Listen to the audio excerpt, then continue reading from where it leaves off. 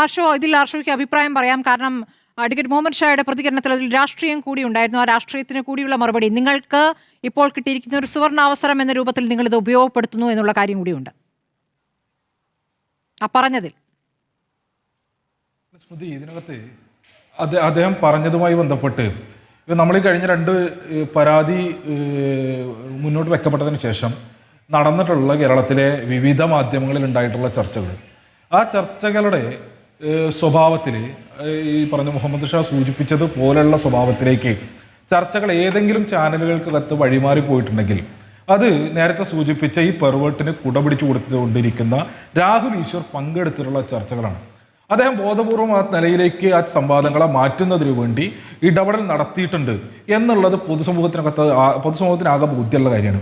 നേരത്തെ മുഹമ്മദ് ഷാ സൂചിപ്പിച്ചതുപോലെ ഈ വിഷയത്തിൽ ചർച്ചയുണ്ടാകരുത് എന്നുള്ളതല്ല, ഇത് തെറ്റായ ദിശയിലേക്ക് ഈ ചർച്ചയെ കൊണ്ടുപോകുന്ന നേരത്തെ സ്മൃതിയും ദിനുവും ഉൾപ്പെടെ സൂചിപ്പിച്ചതുപോലെ കേരളത്തിൻ്റെ പൊതുസമൂഹത്തെ ആകെ തെറ്റായ നിലയിലേക്ക് നയിക്കുന്ന, കഴിഞ്ഞ കാലങ്ങളിൽ കേരളത്തിൽ ഉണ്ടായിട്ടുള്ള എല്ലാ റേപ്പിസ്റ്റുകൾക്ക് വേണ്ടിയും പൊതുമധ്യത്തിൽ പ്രത്യക്ഷപ്പെട്ടിട്ടുള്ള ഈ വ്യക്തിയെ, രാഹുൽ ഈശ്വർ എന്ന് പറയുന്ന ഈ കക്ഷിയെ മുഖ്യധാര ദൃശ്യമാധ്യമങ്ങൾ ഇത്തരം വിഷയങ്ങളിൽ ചർച്ചയ്ക്ക് വിളിച്ചിരുത്താതിരിക്കുക എന്നുള്ളതാണ് ഇതിനകത്ത് ചെയ്യേണ്ടുന്ന ഏറ്റവും പ്രധാനപ്പെട്ട കാര്യം. സ്വാഭാവികമായും അങ്ങനെ വന്നു കഴിഞ്ഞാൽ തന്നെ ഇത് അഹമ്മദ് ഷാ സൂചിപ്പിച്ചതുപോലുള്ള ദിശയിലേക്ക് നമ്മുടെ ചർച്ചകൾ മാറിപ്പോകില്ല എന്നുള്ളത് ഒന്നാമത്തെ കാര്യം. 2, കേരളത്തിലെ മാധ്യമങ്ങൾ ഈ വിഷയവുമായി ബന്ധപ്പെട്ട് ഉൾപ്പെടെ കാണിച്ചിട്ടുള്ള ഉത്തരവാദിത്വ ബോധമുണ്ട്.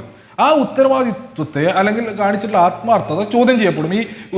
ഇയാൾ വന്നിരുന്നിട്ട് പറഞ്ഞുകൊണ്ടിരിക്കുന്ന വർത്തമാനങ്ങൾ എന്തൊക്കെയാണെന്നുള്ളത് സ്മൃതിക്കും ബോധ്യമുണ്ട്, പറഞ്ഞ മുഹമ്മദ് ഷായ്ക്ക് കാണുന്ന ആളുകൾക്ക് ബോധ്യമുണ്ട്. അപ്പൊ ഇദ്ദേഹത്തെ പോലുള്ള ആളുകളെ മാറ്റി നിർത്തിയാൽ തന്നെ അദ്ദേഹം ആശങ്കപ്പെട്ട നിലയിലേക്ക് പോവില്ല എന്നുള്ളത് ഒന്നാമത്തെ കാര്യം. 2, സ്മൃതി തുടക്കത്തിൽ പറഞ്ഞതുപോലെ ഇദ്ദേഹം മുസ്ലിം ലീഗിന്റെ നേതാവും നിയമവിദഗ്ധനുമാണെന്ന് പറഞ്ഞ് 2 ഉപ്പായം കൊടുത്തതുകൊണ്ട് ഇദ്ദേഹത്തിനകത്തുള്ള വളരെ വിദഗ്ധനായിട്ടുള്ള രാഷ്ട്രീയ പ്രവർത്തകൻ അദ്ദേഹം അങ്ങനെ തരാതരം ഈ കുപ്പായം മാറി മാറി ഈ ചർച്ചയെ മുന്നോട്ട് കൊണ്ടുപോയത് ആണ് നമ്മൾ ഈ ഘട്ടത്തിൽ കാണാൻ വേണ്ടി നമ്മൾ ഈ ഘട്ടത്തിൽ കണ്ടത്.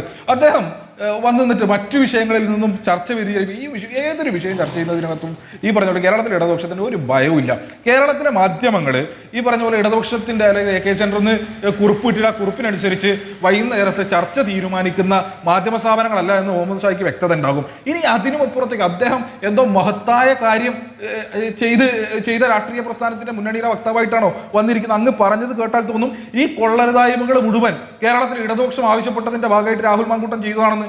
ഇനി ഈ പറഞ്ഞ എല്ലാ നിയമസാധ്യത അവിടെ നിൽക്കട്ടെ, നമ്മുടെ മുൻപിൽ അനുഭവം ഉണ്ടല്ലോ. ഇപ്പൊ രമേശ് ചെന്നിത്തല ഉൾപ്പെടെ പറഞ്ഞ കേരളത്തിന് മുൻപിലുള്ള ബുദ്ധി ഉണ്ടല്ലോ, എത്രയോ പരാതികൾ, ഏത് ഘട്ടത്തിലാണ് ഈ പരാതികൾ വന്നത്?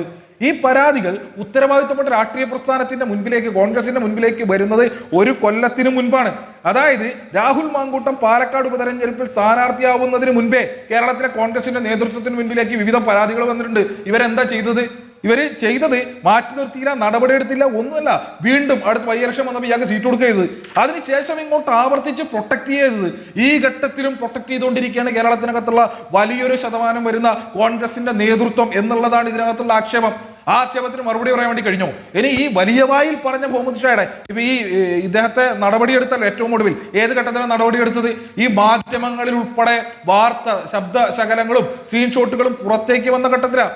അല്ലാതെ കോൺഗ്രസിന്റെ നേതൃത്വത്തിന്റെ കയ്യിലേക്ക് പരാതി വന്ന ഘട്ടത്തിൽ ഇവർ ഒരു നടപടി എടുത്തിട്ടില്ല, ഒരു പരിശോധന നടത്തിയിട്ടില്ല. പക്ഷേ പരാതിയായി വന്നിട്ടില്ല, മാധ്യമങ്ങൾ വാർത്ത കൊടുക്കുക മാത്രമാണ് ചെയ്തിട്ടുള്ളത്. അതിൽ ഒരു നടപടി എടുത്തിരുന്നു എന്നുള്ള കാര്യമുണ്ട് Arsho.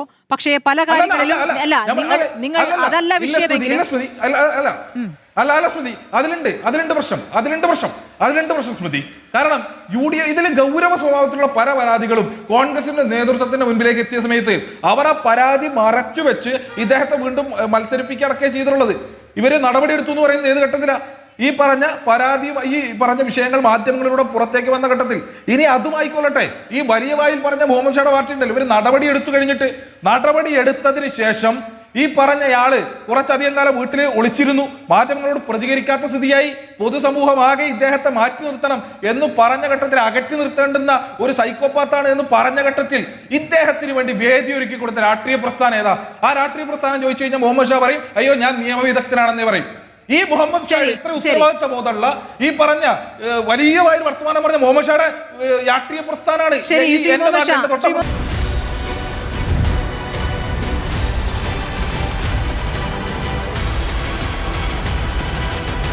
Debate with Smriti Parathikkad.